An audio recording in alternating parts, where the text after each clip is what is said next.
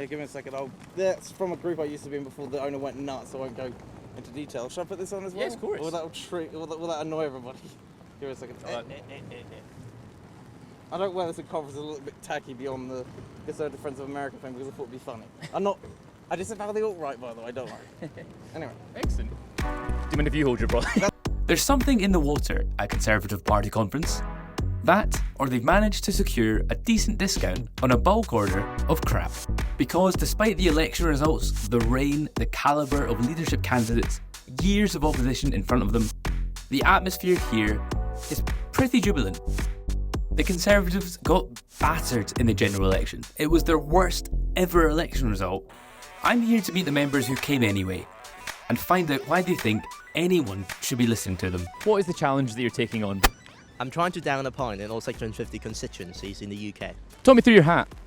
This is from an organisation called Make Britain Great Again, which are now defunct because various reasons, but I'll just say the former leader sort of, I don't want to sound really rude about this, sort of like went a bit, how do I put it, sort of lost his, just didn't really know how to deal with a lot of the stress that was coming his way and that sort of thing. What has been your highlight of conference so far? So far, actually, the resilience, the upbeat feel, bearing in mind we were coming into it with a fairly heavily beaten party at the national elections, but it appears that in the most recent weeks, things have improved significantly for us, largely through the current government working through its timetable of dealing with its claimed £22 billion hole. Overall, it is the enthusiasm. It's extraordinary. Nearly a dozen council by-election gains since the general election in favour of us. And Small potatoes compared to the electoral loss. well, yeah, potatoes all grow from small things, don't they? We've had great pasts, and then in the last few 3 months, I think since July, we saw an outcome that wasn't perfectly in our favour, which reflects... It was your worst result ever? Well, I could say one of the worst results, but also there is something positive about it. It's not completely negative because from what we've really gathered so far, it is a deviation from values, from some of our core values as conservative, from some of our core principles and beliefs, and that's what you get when you deviate from the core things you stand for. Good on, Jacob. Why should anyone listen to what the Conservatives have to say? I'm speaking to GB News today. Oh, really? So if anyone wants to watch me on GB News, it'll be between 8 and 9 o'clock. I'm broadcasting for them, not for other random outlets. So I'm sorry to be unhelpful. Why should anyone listen to you on GB News? As I just said, I'm talking to GB News today. As someone who lost their seat in such a fashion. If you want to hear my views, you can tune in to GB News between 8 and 9 o'clock this evening. It's free advertising. I think that's against Ofcom regulations. I'm broadcasting on GB News between 8 and 9 o'clock. If you wish to listen, you can. Who are you hoping to see? Is your presence here an embarrassment to the Conservative Party? I'm broadcasting for GB News, so all these questions and others will be answered then. Thank you, Jacob. Yeah, it is damning. I'm not trying to sneer at anybody, but it's just like when you see the sycophancy of Liz Truss, which the event I was at yesterday. Really? Yeah, not because I'm a fan of hers admittedly. My parents had to pay more on their mortgage because of her, by the way. But it's just because I was curious to see what she said, and it's like she's so goddamn delusional. Pardon my French. I think that's interesting because that was my takeaway as well. It's not my fault, it's the Bank of England's fault. Like, I'm not being funny, but Ben Harris-Quinny, that well-known left winger, and I'm being facetious in that, obviously. He wrote a good article in the Express explaining how, how bad her economic policy was because she was threatened to cut spending, cut taxes but not spending, which is why they panicked. But no, it's the Bank of England's fault. It's a growing trend of conspiratorialism in the British right. Not quite as bad as some of the Americans, but Scott, a highly respected Substack, coined the term insane clown party about this in America, and it's coming over here where we see Andrew Bridgen or Lawrence Fox, or even at Reform where you have these candidates going on about the Bilderbergs of the World Economic Forum or experimental vaccines, like, oh God, stop talking about this drivel. A lot of your Conservative colleagues are very concerned about what they describe as the rise of woke and wokeism. Is that something that concerns you? Absolutely. I think it's disgusting what has happened to our country. The idea that memorials to those who helped to build the prosperity of the United Kingdom should be torn down by people who have no understanding, let alone interest in history. I think it's a disgrace, and I think that the Conservative Party needs to be absolutely upfront. It has no place in this country. We are proud of Britain. We are proud of Britain's contribution to the world. We, of course, fashioned modern democracy.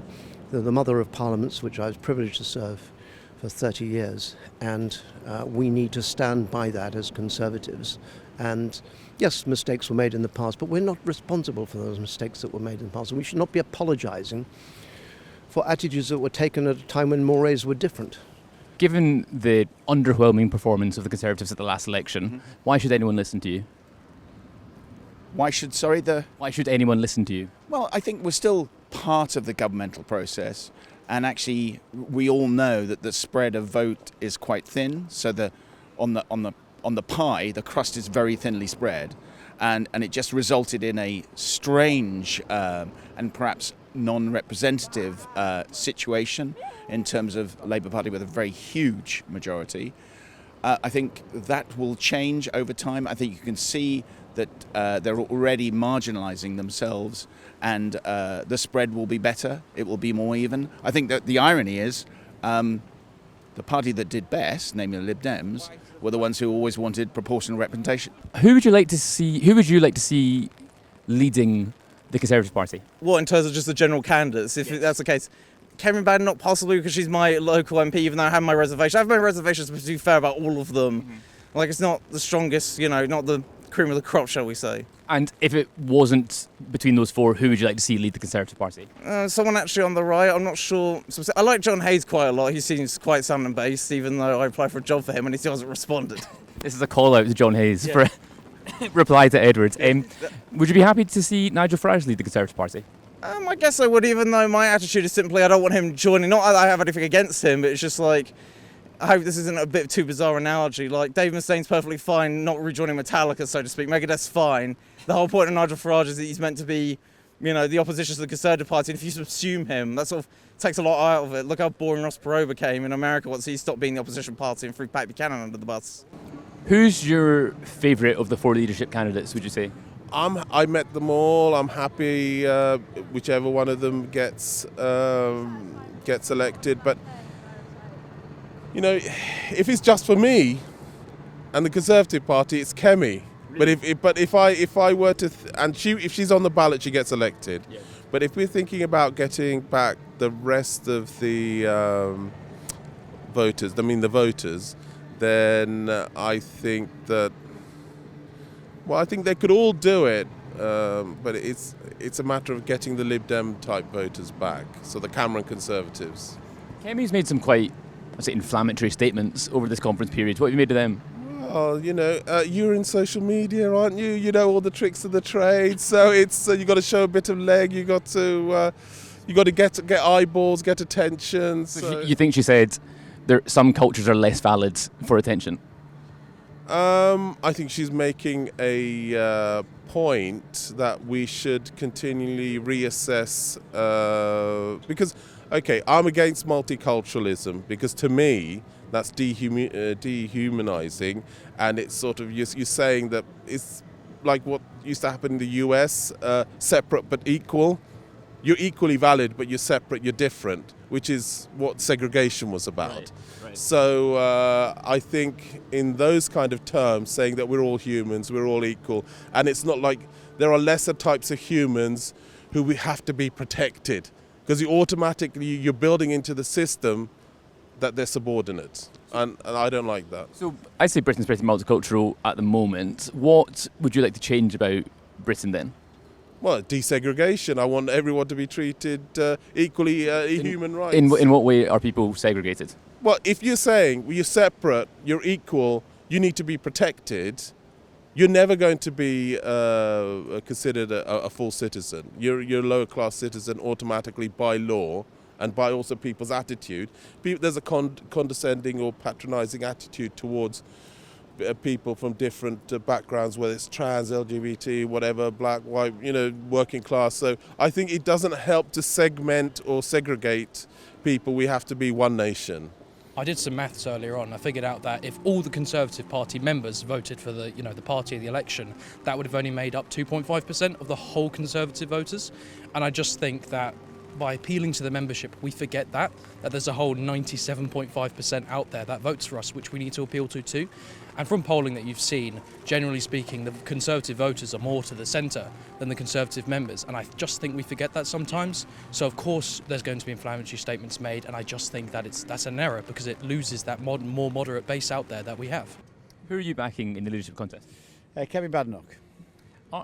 I think a lot of people would look at some of the statements that Kemi has made or the conference about getting rid of maternity pay, about abolishing the minimum wage, about invalid cultures, and be kind of put off by that. Do you think she's best placed to appeal to the public?